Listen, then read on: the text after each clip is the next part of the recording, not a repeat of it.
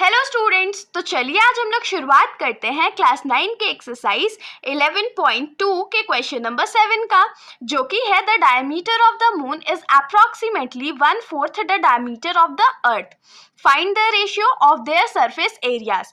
तो इस क्वेश्चन में हम लोगों को क्या बोला गया है कि मून का जो डायमीटर है वो 1/4 है। किसका? तो डायमीटर ऑफ अर्थ का।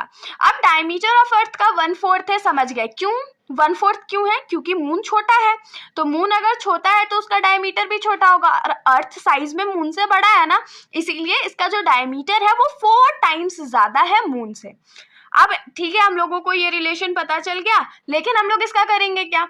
तो हम लोगों को क्वेश्चन में आगे बोला गया है कि हम लोगों को रेशियो निकालना है इन दोनों के सरफेस एरियाज का। तो अब आप लोग बोलोगे सरफेस एरियाज का सीए से निकालेंगे कि टीए से? तो फिर से याद दिला दूं कि स्फीयर में सीएसए और टीएसए का कॉन्सेप्ट नहीं होता है, सिर्फ और सिर्फ किसका कॉन्सेप्ट होता है? तो सरफेस एरिया का। तो अब सोचने वाली बात यहाँ पर क्या है कि स्फीयर का फॉर्मूला जो है सरफेस एरिया के लिए वो 4πr² है, मतलब रेडियस इंक्लूडेड है। और रेडियस के बारे में तो हम लोगों को क्वेश्चन में कुछ भी नहीं गिवन है, डायमीटर गिवन है, तो डायमीटर का तो हम लोगों को काम ही नहीं है। तो हम लोग करेंगे क्या? तो हम लोग डायमीटर के हेल्प से पूरा कोशिश करेंगे कि जो रेडियस है उसके बीच में रिलेशन निकाल ले, और एक बार रिलेशन निकल गया तो हम लोग बहुत सिंपली रेशियो भी निकाल पाएंगे। तो चलिए शुरुआत करते हैं क्वेश्चन का। तो क्योंकि यहाँ पर डायमीटर के बारे में हम लोगों को कुछ भी गिवन नहीं है, तो यहाँ पर हम लोग क्या लिखेंगे? Let capital D be the diameter of earth. अब क्योंकि अर्थ बड़ा होता है इसीलिए हमने कैपिटल डी से इसके डायमीटर को रिप्रेजेंट करा है, ठीक है। उसके बाद क्या लिखेंगे? Let small D be the diameter of moon. इसमें कोई दिक्कत होप सो नहीं हुआ होगा। अब यहाँ पर अकॉर्डिंग टू क्वेश्चन हम लोगों को क्या गिवन है कि डायमीटर ऑफ मून जो है, डायमीटर ऑफ मून जो है वो 1/4 है। किसका? तो डायमीटर ऑफ अर्थ का। तो यहाँ पर हमने इसको इक्वेशन में लिख दिया कि डायमीटर ऑफ मून जो है वो 1/4 है। किसका? तो डायमीटर ऑफ अर्थ का। इसको मान लेते हैं इक्वेशन 1। अब आप लोग मेरे को कमेंट सेक्शन में रिलेशन बताओ डायमीटर और रेडियस के बीच में। तो हम लोग जानते हैं कि डायमीटर जो होता है वो 2 रेडियस के बराबर होता है, या इसको अगर वर्ड्स में लिखे तो हम लोग लिख सकते हैं ना कि डायमीटर जो है वो 2 इंटू रेडियस के बराबर होता है। यही हमारा फॉर्मूला होता है ना। तो अब तो हम लोगों को कैसे भी करके रेडियस का रिलेशन निकालना है ना, तो रेडियस के रिलेशन को निकालने के लिए हम लोग क्या लिखेंगे?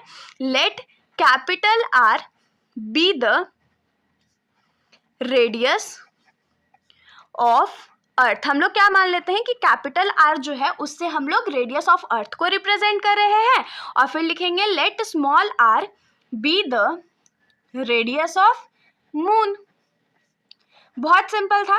अब देखिए इक्वेशन नंबर 1 पे वापस आते हैं। हम लोग यहाँ पर क्या लिख सकते हैं? From equation 1। इक्वेशन 1 हमारा क्या था? d is equals to 1/4 into capital D. अब स्मॉल डी के बदले हम लोग 2r लिख सकते हैं ना, 2 स्मॉल r। क्यों? क्योंकि डायमीटर ऑफ मून जो है वो किसके बराबर होगा? तो 2 इंटू रेडियस ऑफ मून के बराबर, is equals to 1/4 into capital D है। अगर कैपिटल डी है मतलब कि डायमीटर ऑफ अर्थ है, तो डायमीटर ऑफ अर्थ को हम लोग क्या लिख सकते हैं? 2 इंटू रेडियस ऑफ अर्थ। यहाँ तक कोई भी दिक्कत नहीं होगा।